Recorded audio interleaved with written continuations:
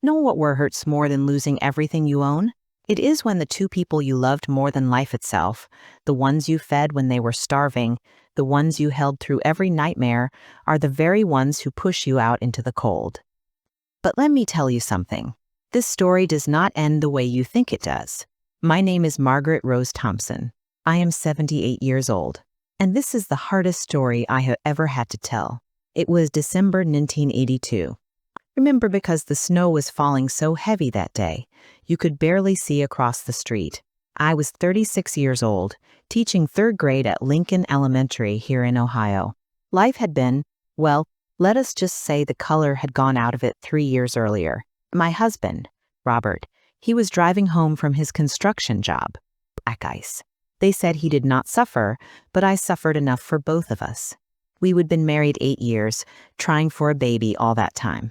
8 years of hope, then nothing but silence in an empty house. I threw myself into teaching. Those children became my world. Every scraped knee, every spelling bee, every shy smile, that is what kept me breathing. Then came that Friday afternoon. I was cleaning my classroom when Principal Henderson walked in with 2 children. A girl, maybe 7 years old, and her little brother, could not have been more than 5. Their clothes were too thin for the weather. The boys' shoes had holes in them. "Mrs. Thompson," he said, "these children were found at the bus station. Parents abandoned them there 2 days ago. Sister will not let go of her brother's hand." I looked into that little girl's eyes. Sarah. She was trying so hard to be brave, but I could see the terror underneath. And little Michael, he was shaking, not from the cold, from fear, pure fear. The social worker said they would been sleeping in the station, sharing a bag of stale donuts. Sarah had been begging strangers for food, protecting her brother from anyone who came too close. I heard myself say, "They can stay with me tonight." That night turned into forever. Those first months were hard. Michael had nightmares every single night. He would wake up screaming, thinking we would left him somewhere. Sarah would not eat until Michael ate first. She was 7 years old, carrying the weight of the world. I would sit on Michael's bed at 2 a.m., rubbing his back, singing the same lullaby my mama sang to me. "You are safe. You are loved. You are home." Sarah took longer to crack. 3 months in, I found her crying in the bathroom. She would wet the bed and was terrified I would punish her, send her away. I held that little girl and I said, "Sarah, honey, you are my daughter now. There is nothing you could ever do that would make me stop loving you." That is when she finally called me Mama for the first time. The adoption was finalized in 1983. Sarah Rose Thompson and Michael James Thompson. I added Robert's name to theirs. Somehow, it felt like he was part of this miracle too. I worked double shifts, teaching during the day, tutoring at night. Every penny went into those kids. Piano lessons for Sarah because she had a gift. Baseball for Michael because it made him smile. Ho, those were beautiful years. Sarah's first piano recital, she was so nervous, her hands were shaking. But when she played for Elise, perfect as could be, I cried right there in the audience. Michael hit his first home run when he was 9, ran the bases with the biggest grin you ever saw. I helped with homework at the kitchen table. We had Sunday pancake breakfasts. I taught them to ride bikes, to be kind, to say thank you. I showed up to every game, every concert, every parent-teacher conference. When they were teenagers, I worked 3 jobs to save for college. I took a night position at the library, weekends at the grocery store. My body ached, but my heart was full. "Mama, you do not have to do this," Sarah said when she was 16. "Baby," I told her, "you and your brother are my purpose. Everything I do with joy." Sarah got into State University on a partial scholarship. I covered the rest. She wanted to be a lawyer. Michael went 2 years later to study engineering. I was so proud I thought my chest would burst. I sold Robert's old truck to help with expenses. Took on more tutoring. Ate less so they could have more. But that is what mothers do, is not it? They came home every holiday. Sarah would play piano while Michael helped me cook. We would sit around the table, laughing, telling stories. Those were the happiest days of my life. Things started changing after they graduated. Sarah married Richard, a corporate attorney. Big fancy wedding that put me in debt for 2 years, but I did not mind. She looked so beautiful. Michael married Amanda, came from a wealthy family. I noticed they would gotten different. Fancy cars, designer clothes. They moved to the nice part of town. At first, the visits just became less frequent. Once a month. Then every few months. Then just holidays. Then the phone calls got shorter. Mama, I cannot talk right now. I am at a business dinner. Mama, we are busy this Thanksgiving. Amanda's family. You understand. I understood. Or at least, I tried to. I retired from teaching at 68. The pension was not much. The house needed repairs I could not afford. The roof leaked. The furnace was dying. I called Sarah. Honey, I hate to ask, but could you help with the furnace repair? It is getting cold and… Mama, Richard and I are saving for a beach house. Cannot you get a loan or something? I called Michael. Same response.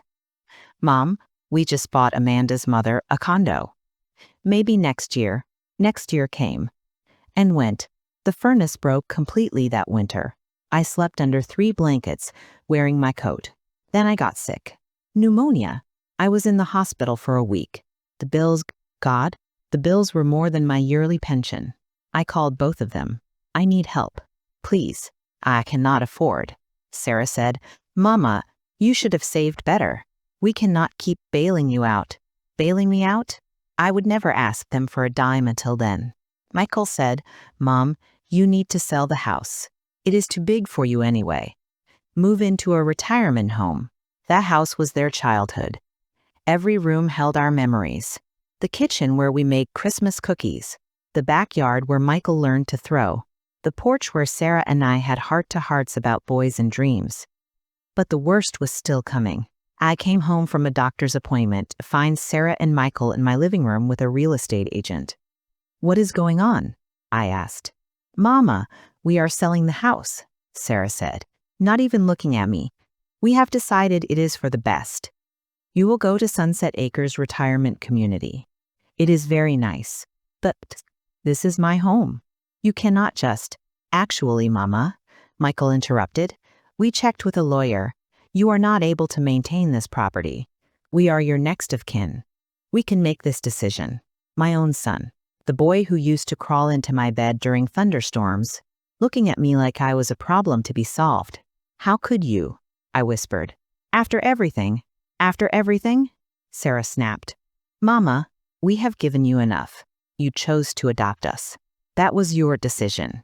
We did not ask to be rescued. We do not owe you our lives. That moment, something inside me died. Those words cut deeper than any knife ever could. They sold my house within a month. Put me in Sunset Acres, a tiny room with a bed, a chair, and a window overlooking a parking lot. They took most of the money from the sale. For our trouble, Richard said. Managing all of this. The piano I would bought Sarah? Sold it. Robert's watch. I was saving for Michael. Sold it. The photo albums, the Christmas ornaments, the quilt my mama made, all thrown away. Clutter, they called it. They visited once to drop off 2 boxes of my things. Sarah looked around the room, wrinkled her nose. Well, Mama, you will be comfortable here. Someone will check on you. It is better this way. Sarah, I said, my voice breaking, do you remember when you were 7? When you were so scared, sleeping at that bus station? She looked away. I held you. I promised you would never be abandoned again. And now, that was a long time ago, Mama.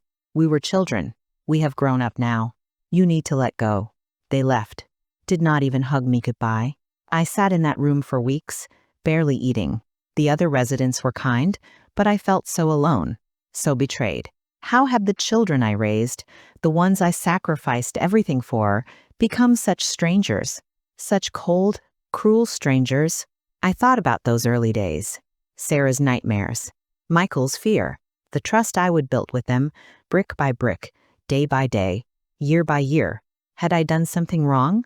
Made them too dependent? Not taught them gratitude? No. I would taught them everything about love. They would simply chosen to forget. And one day, Mrs. Chen from down the hall knocked on my door. Margaret, There is someone here to see you. I was not expecting anyone. Michael and Sarah had not called in 3 months. I walked to the common area and saw her. Sarah. But not the Sarah who had left me there. This Sarah had been crying. Her fancy suit was wrinkled. She looked broken. "Mama," she whispered. I almost walked away. Almost. We sat in the garden. For a long time, she could not speak. Just cried. Finally, Richard left me. He was cheating for 2 years. Took everything in the divorce. The house, the savings, everything. I have nothing. Mama, I am staying in a motel. Part of me wanted to say, now you know how it feels. But I could not, because she was still my daughter. I am so sorry, baby, I said. She looked at me like I would slapped her. Why are you being kind to me? After what I did to you. What we did. Because that is what love is. Sarah, real love. It does not keep score. It does not seek revenge. I am angry. Yes, I am hurt in ways you may never understand. But you are still my daughter. She collapsed into my arms, sobbing. I am so sorry, Mama. I am so sorry. I do not know what happened to us. We got caught up in money, in status, in trying to fit into a world that did not care about us. We forgot where we came from. We forgot you.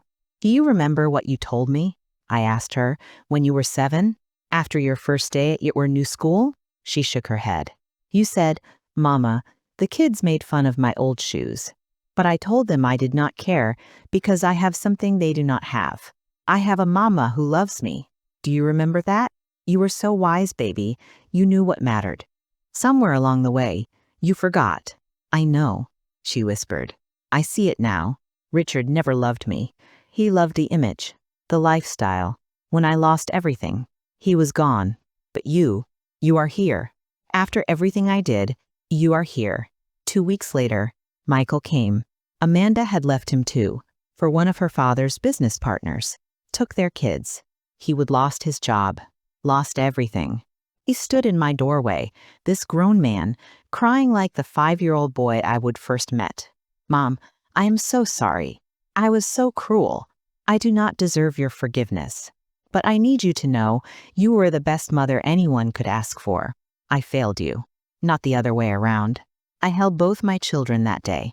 In my tiny room at Sunset Acres, the 3 of us cried together. They told me everything. How they would gotten caught up in their spouses' families, in keeping up appearances, in the toxic belief that wealth equaled worth. How they would convince themselves that I was holding them back, that their past was something to be ashamed of rather than grateful for. We were so stupid, Sarah said, who chased things that did not matter and threw away the person who mattered most. That was 2 years ago. Sarah moved into a small apartment, went back to school for teaching. She said she wanted to help kids like she would once been. We have dinner every Sunday. Michael took a job as a mechanic. Says he is happier now than he ever was in his corporate office. He stops by twice a week, fixes things around my room, makes me laugh. They could not undo what they would done. The house was gone. My savings were gone. My health had suffered. But you know what? They showed up. They kept showing up. Week after week, month after month. They proved that people can change, can grow, can find their way back to love. Last month, they had a surprise for me, pooled their money, modest as it is, and moved me into a little cottage. Nothing fancy, but it has a porch, and a garden, and room for Sunday dinners. Sarah bought me a used piano. Michael hung pictures of us from the old days. We cannot give you back what we took, Michael said. But we can give you the rest of our lives. The real us, the ones you raised us to be. So let me tell you what I learned from all this. Love does not guarantee you will not be hurt. I loved those children with everything I had, and they still hurt me in ways I am still healing from. But love does mean you keep the door open. Not because they deserve it, not because it is easy, but because real love, the kind that lasts, the kind that transforms, it does not give up on people. Now, I am not saying you should be a doormat. I set boundaries. I told my children exactly how much they hurt me. We had hard, painful conversations. They had to earn back trust. But I chose forgiveness. Not for them, for me. because carrying that bitterness would have killed whatever life I had left. Here's what else I learned. Materialism is poison. My children got lost in the pursuit of things. Things that meant nothing. Things that disappeared the moment life got hard. What matters, what really matters, is the relationships we build, the love we give, the character we develop. Sarah and Michael lost everything, and it was the best thing that ever happened to them, because in losing everything, they found themselves again. They found gratitude. They found humility. They found their way home.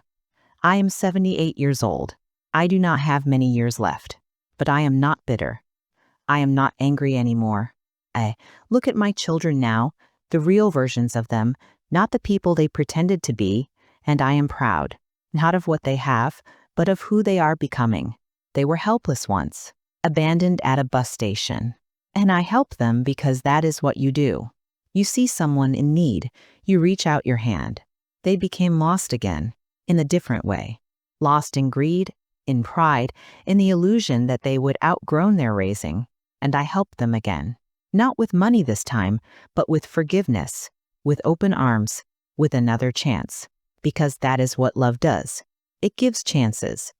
It sees the best in people, even when they are showing you their worst.